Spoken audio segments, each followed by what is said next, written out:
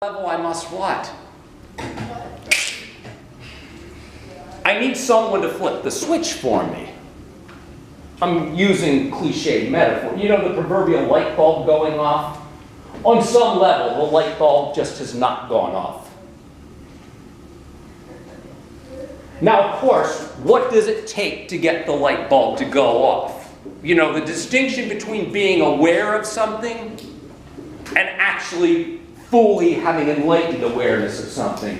Because true knowledge of something would actually lead to a change in your behavior. Now, admittedly, there is a little rub to this that the author does talk about. A person who is bona fide mentally ill is a case that probably wouldn't quite fit Socrates' model. You know what I mean? That is, if their mind isn't really in control, you know, if they've got a chemical imbalance, that might be one particular case. By the way, Socrates would also say people who are conditioned to value the wrong things are likely to have the wrong beliefs. And if you've got the wrong beliefs about what's good and right and valuable, it's no wonder you'll behave that way. Sick societies with sick values will produce internally sick people. And granted, you've probably heard people say this about American society. Not that everything about it is bad, but for the most religious country in the world, we are in many ways spiritually poor. I'll admit I'm a person who believes that. In many ways, we are very spiritually poor. And it's in part because we are taught to have values that are what? Yeah, they're at odds with one another. They're contradictory to one another.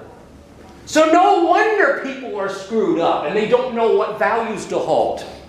Because they're doing this over here and this over here. And by the way, if you believe that money can buy happiness, you will probably spend your entire life seeking money. If you believe that friendships have great rewards, you will seek friendships. If you think that friendship ultimately has no value except in what you can get out of people, you're probably not going to make a very good what? Yeah, friend. If you're not going to make a very good friend, you're probably not going to make a very good human being either, by the way. But more on that later. 41. Oh, good. It's so loud out there. I was just assuming that something was over. But anyway, important.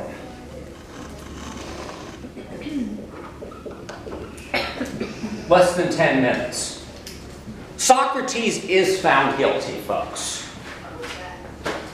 You know, the joke is he drank the hemlock, so we probably don't have to say too much about this, except whenever they decided on guilt or acquittal, what they did was they cast lots one way or another.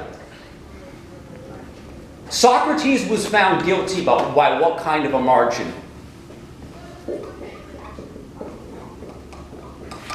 He was found guilty by a very narrow margin, meaning the vote was pretty darn close.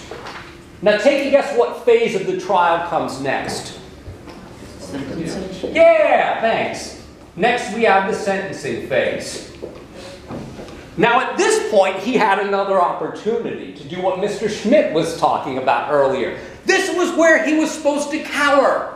This is where he was supposed to plead for his life. And then in their graciousness, they would grant him exile and probably make him pay a small fine or something like this.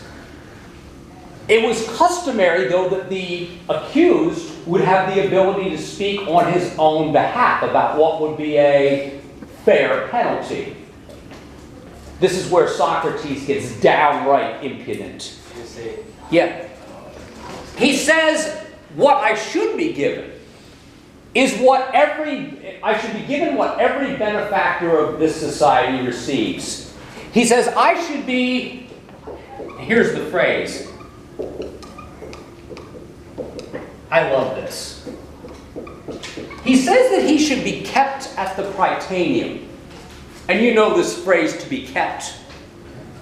You know, a kept person is basically economically taken care of by someone else. He says, I should be kept at the Prytaneum so I could continue to do this good work in improving Athens as I've done. So he's basically been found guilty, and he says, you ought to give me free room and board. By the way, folks, this did not make his accusers very happy. It's like insulting the people who have power over you.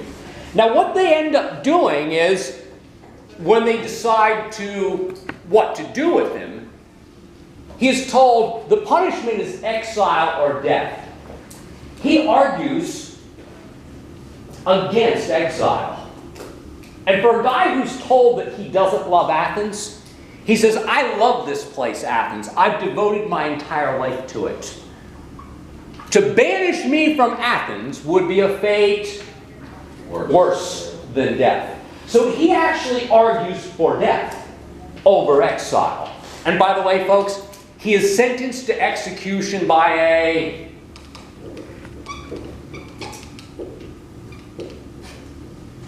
He's sentenced to death by a wide margin, which should make you grin just a little bit. The moral of the story, and Plato knew this, a whole bunch of people who didn't even find him guilty were all too ready to have the guy executed once he basically gave them half the peace sign. He insulted them. That is Plato's sort of argument. You can't trust the mob to make rational decisions, because all you have to do is offend them and they will be all ready to execute you. All you have to do is one little offense and they will be ready to send in 10,000 troops to destroy your kingdom. Just wanted to give you some more examples. But yeah, he's found guilty. He's sentenced to death by a wide margin. I don't have as much time as I'd like for this. We can wrap this up a little bit more. But at this point, not only does he have the audacity, and this is important, to say that he's going to accept the punishment of Athens, and this is of course because he's devoted to Athens, and if Athens deems this the rightful punishment, he will accept his death willingly.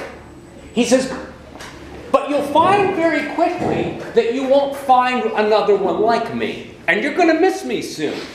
And he says, I am a gadfly. The author unfortunately does you a disservice. The author only mentions Socrates as a gadfly at the very beginning of the chapter. But in his speech after he's been condemned to death, he says, I am a gadfly given to the state by God. Not by God, but I've been given to the state by God. And you won't soon find another one like me. And at some point, you'll be wishing you had someone like me. If you've ever heard of someone referred to as a gadfly literally refers to an annoying, buzzing, or stinging insect. A person who plays a societal gadfly role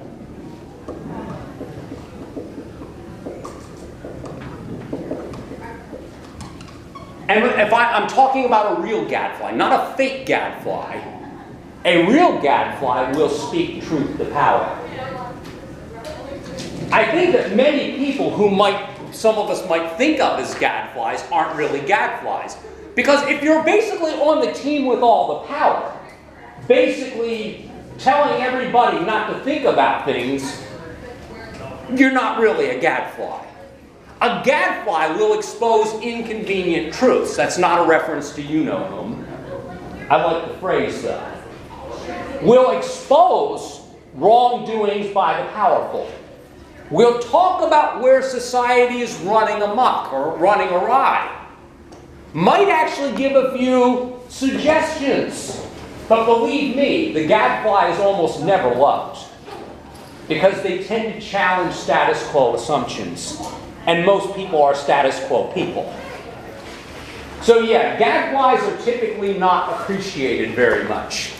Hint, hint. Now, do think about how he argues about death. He says he's not afraid to die. He says he's not afraid to die, which I hope you found interesting. Because he argues that the God would never truly punish a just man. He says, I have nothing to fear in death. Whether death is merely endless night, non-existence, or if I am actually going somewhere else after my death, I know it's not going to be bad. Because God is just. I have nothing to fear. Now that's also a slightly audacious statement too. Because if you fear death, maybe that means what? Maybe you ought to be rightly fearful. Hint, hint. Cheers until next time.